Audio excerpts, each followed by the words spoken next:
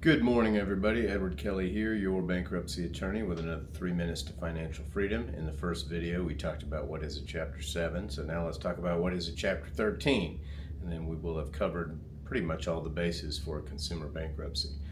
So as opposed to a Chapter 7, which is also called a liquidation, where you're in and out in 90 days, a Chapter 13 is from 3 to 5 years. And you do make a payment in a Chapter 13, whereas in a Chapter 7 you do not. Generally, a Chapter 7 is preferable if you can qualify.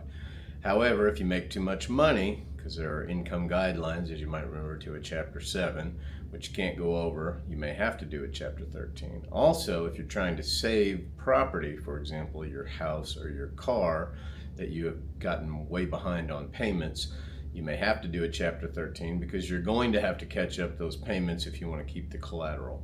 It's a pretty easy way to remember it. If you've got, for example, a car loan and you've got the car, you can get rid of the debt, but then you also lose the car. If you want to keep the car, you've got to keep at least a portion of the debt. Now, if the car is worth way less than what you owe, you may be able to split off anything you owe over the value of the car, but we're going to talk about that in a separate video. But a Chapter 13 basically means that I, as your attorney, help you prepare a plan. That's the centerpiece of a Chapter 13, is a Chapter 13 plan, whereby we propose specific amounts, times, and ways that we're going to pay all of your creditors. We may be paying many of them nothing. We may be paying some of them in full. Certain creditors have to be paid in full. We'll talk about that in another video. If you would have qualified for a 7 income-wise, but you have to do a 13 for any other reason, you can do a 3-year plan or 36 months.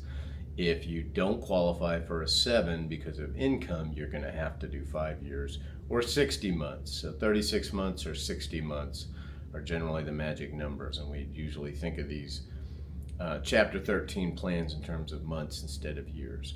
But bear in mind, your Chapter 13 payment is not required to be based on what you owe. It's based on what you can pay.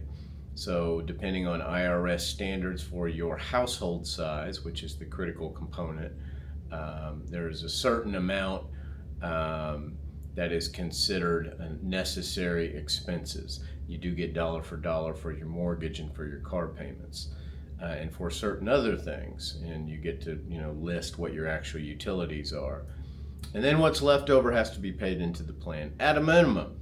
Now, of course, again, if you have a car note and there's a certain amount that has to be paid, that's going to have to be paid regardless of what your leftover income is, which we call that disposable income. That's the magic language in Chapter 13 for how much you've got left over.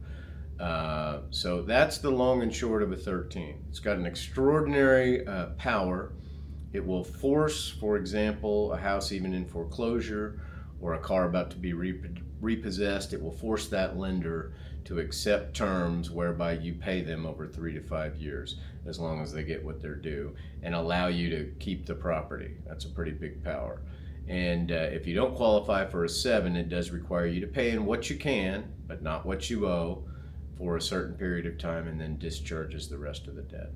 So this is our 3 minutes to financial freedom. That's a 13 basic overview. We'll be back with another video tomorrow. Thank you.